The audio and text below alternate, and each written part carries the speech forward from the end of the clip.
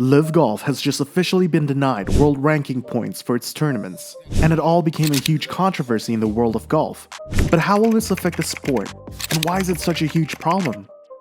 Recently, LIV Golf players have been grappling with plummeting rankings, fueling frustration and questions about the OWGR's fairness. Some, like Louis Oosthuizen, argue it resembles more of a PGA Tour ranking, sparking talks within LIV Golf about changing their qualification process.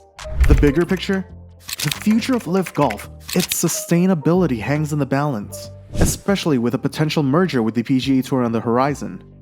If that happens, it could reshape qualification criteria for LIV events and players' chances at the $25 million tournaments. But there's an immediate concern too. How will players participate in major championships with shifting OWGR rankings? Some may need alternative paths to events like the Masters and PGA Championship, and LIV is well aware of that, even commenting publicly on the topic. On their Instagram account, LIV Golf responded to the situation by saying the following: OWGR's sole objective is to rank the best players across the globe. Today's communication makes clear that it can no longer deliver on that objective. Players have historically remained subject to a single world ranking to qualify for major championships, the biggest events, and for corporate sponsor contract value.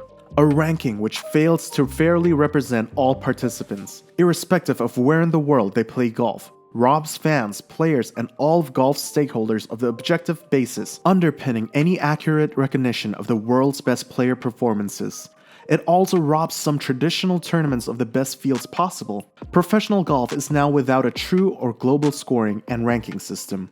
There is no benefit for fans or players from the lack of trust or clarity as long as the best player performances are not recognized.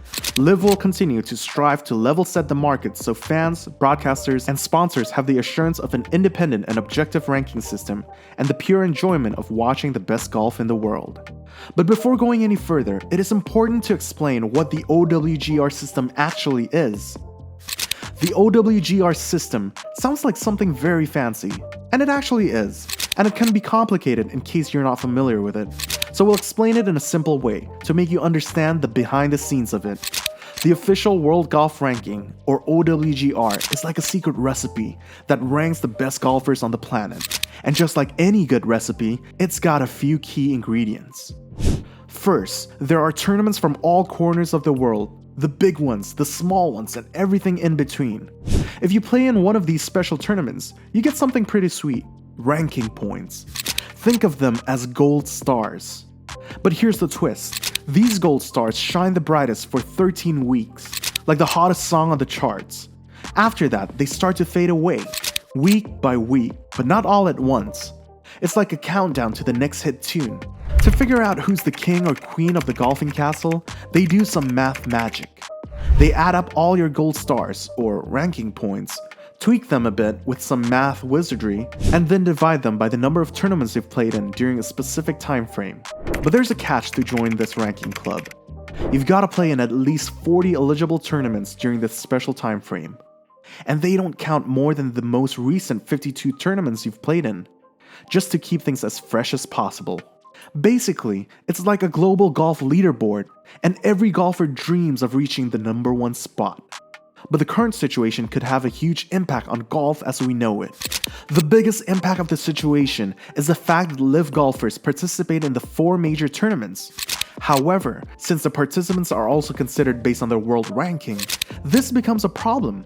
Even Bryson DeChambeau had a lot to say about it, as the OWGR made a pivotal decision that it wouldn't allocate world ranking points to LIV golf players at their events.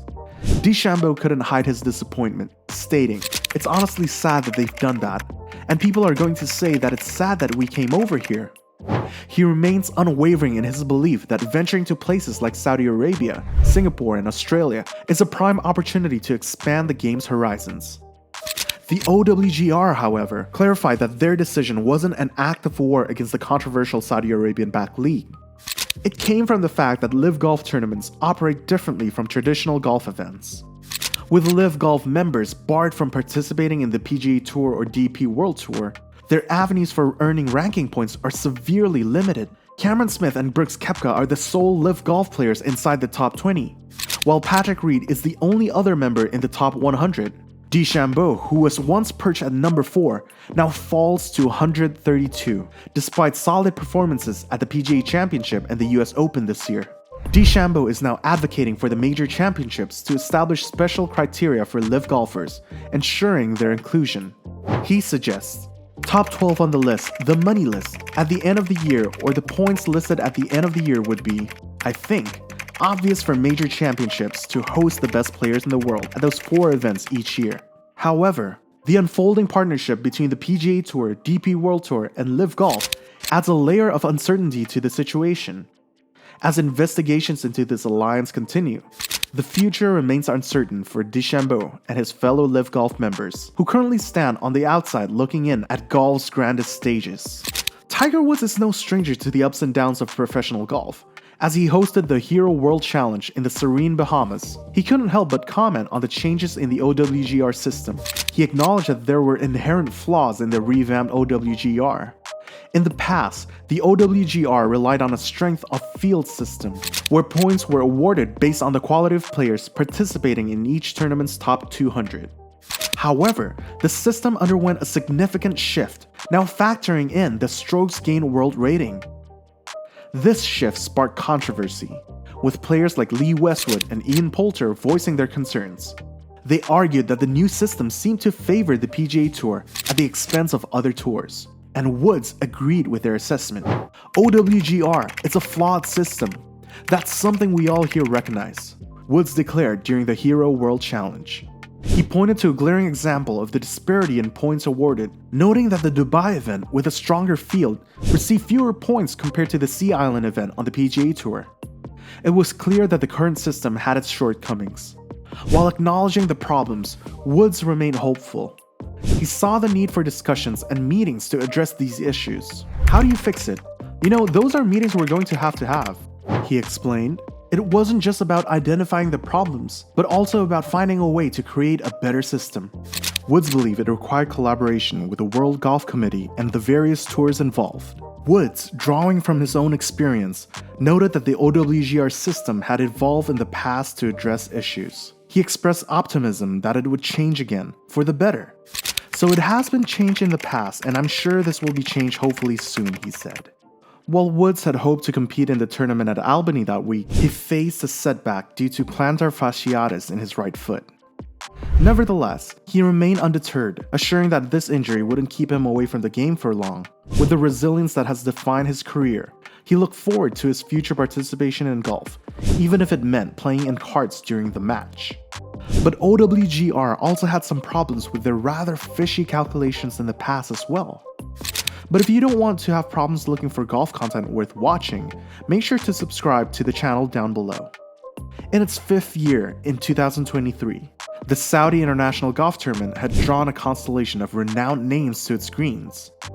Sponsored by the Kingdom's Public Investment Fund, the same entity that supported LIV Golf, this event held particular significance for golfers eyeing the official World Golf Ranking points. You see, the landscape of OWGR had undergone a seismic shift in September 2022, a change that had ruffled the feathers of many. The main issue was how points were distributed. The Saudi International, as the first event of the Asian Tour season, allowed players to seize OWGR points, but it gave out only 24 points, while the AT&T Pebble Beach Pro-Am offered 37.4. This raised questions among golf enthusiasts. Enter Cho Min Thant, the Asian Tour's commissioner. In an interview with Golf by Tourist, he provided insights into the problem. As a part of the official Golf World Ranking team, he recognized the feedback from players on various tours, including those from Asia, Europe, and smaller ones like India, Thailand, and the Alps. Thant calmly explained, "It's not disapproval from my side, it's just how it really is."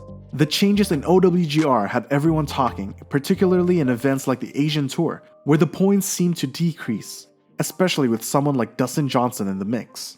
The International Series, Thant's visionary project, unveiled in 2022 was a testament to his dedication to the game. A $300 million investment and a 10-year alliance designed to host 10 tournaments spanning Asia and Europe reflected his commitment to the sport's global growth. As the golf world looked ahead, the debate on the OWGR points raged on.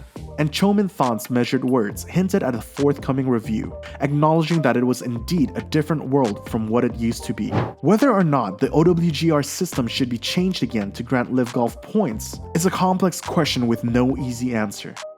There are a number of factors to consider, including the quality of competition on the LIV Golf Tour, the impact on other tours, and the overall integrity of the OWGR system. On the one hand, LIV Golf has attracted several top players, including Brooks Koepka, Phil Mickelson, and Dustin Johnson. These players are all very talented golfers, and they would make the OWGR system more competitive if they were able to earn points. So only time will tell how it all plays out.